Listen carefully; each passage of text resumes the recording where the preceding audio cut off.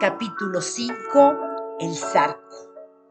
A la sazón que esto pasaba en Yautepec, a un costado de la hacienda de Atlihuayán y por un camino pedregoso y empinado que bajaba de las montañas y que se veía flanqueado por altas malezas y coposos árboles, descendía poco a poco y cantando, con voz aguda y alegre, un gallardo jinete montado en brioso alazán que parecía impacientarse, marchando tortuosamente en aquel sendero en que resonaban echando chispas sus herraduras.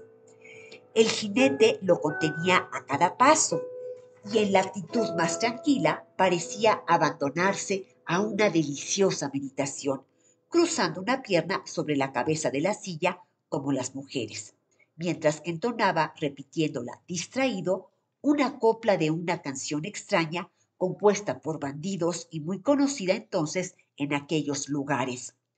Mucho me gusta la plata, pero más me gusta el lustre, por eso cargo mi riata pa' la mujer que me guste. El jinete, caminando así a mujeriegas, no parecía darse priesa por bajar al llano, y de cuando en cuando se detenía un momento para dejar que su caballo respirase y para contemplar la luna por los claros que solían dejar los árboles de la montaña. Así mirándola atentamente, observaba también las estrellas y parecía averiguar la hora, como si estuviese pendiente de una cita. Por fin, al dar vuelta a un recodo del camino, los árboles fueron siendo más raros, las malezas más pequeñas, el sendero se ensanchaba y era menos áspero. Parecía que la colina ondulaba suavemente y todo anunciaba la proximidad de la llanura.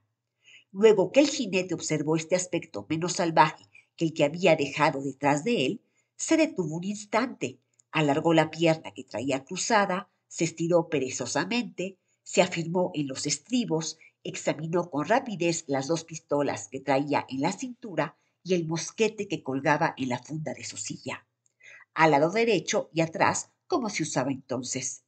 Después de lo cual desenredó cuidadosamente la banda roja de lana que abrigaba su cuello y volvió a ponérsela, pero cubriéndose con ella el rostro hasta cerca de los ojos.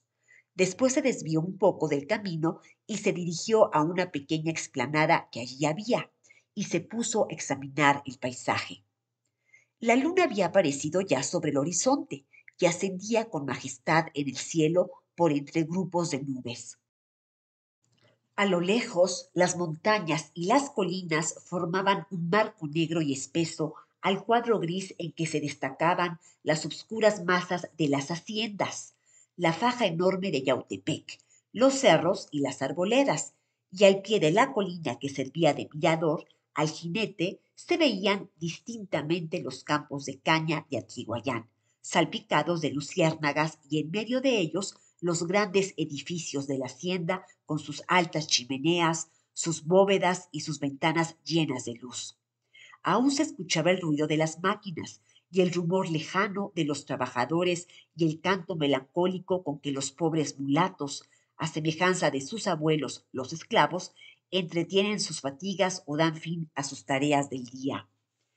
Ese aspecto tranquilo y apacible de la naturaleza y ese santo rumor de trabajo y de movimiento que parecía un himno de virtud, no parecieron hacer mella ninguna en el ánimo del jinete, que sólo se preocupaba de la hora, porque después de haber permanecido en muda contemplación por espacio de algunos minutos, se apeó del caballo, estuvo paseándolo un rato en aquella meseta, después apretó el cincho, montó e interrogando de nuevo a la luna y a las estrellas, continuó su camino cautelosamente y en silencio.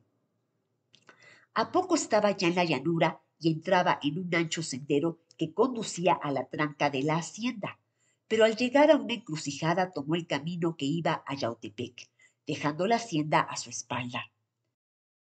Apenas acababa de entrar en él andando al paso, cuando vio pasar a poca distancia y caminando en dirección opuesta a otro jinete que también iba al paso montando en un magnífico caballo oscuro.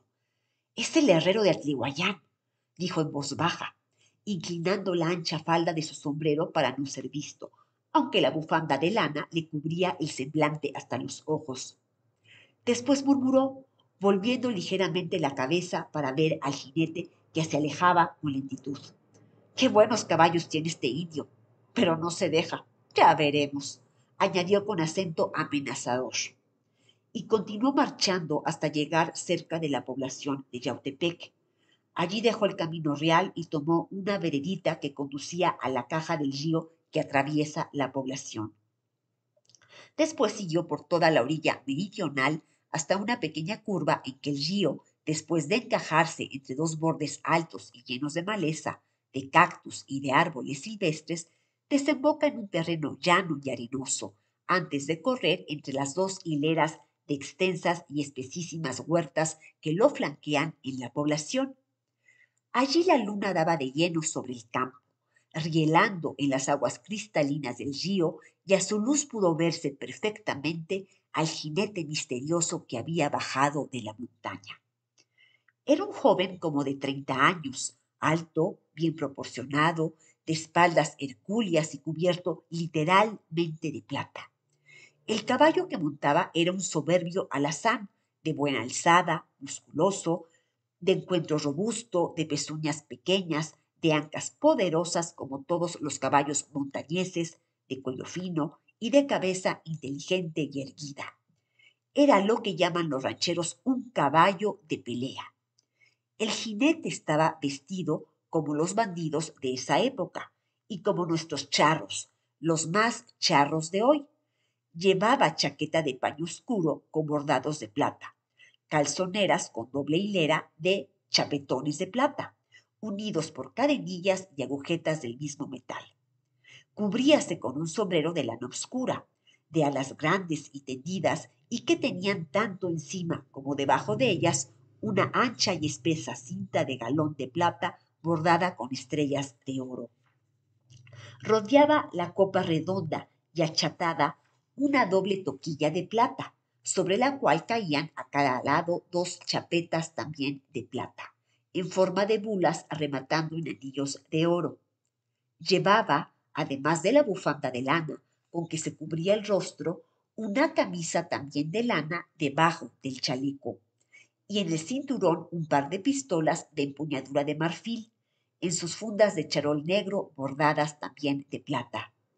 Sobre el cinturón se ataba una canana, doble cinta de cuero a guisa de cartuchera y rellena de cartuchos de rifle, y sobre la silla un machete de empuñadura de plata metido en su vaina, bordada de lo mismo. La silla que montaba estaba bordada profusamente de plata. La cabeza grande era una masa de ese metal, lo mismo que la teja y los estribos, y el freno del caballo estaba lleno de chapetas, de estrellas y de figuras caprichosas.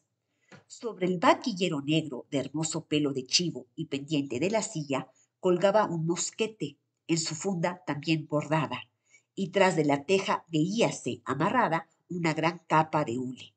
Y por donde quiera, plata en los bordados de la silla, en los arzones, en las tapafundas, en las chaparreras de piel de tigre que colgaban de la cabeza de la silla,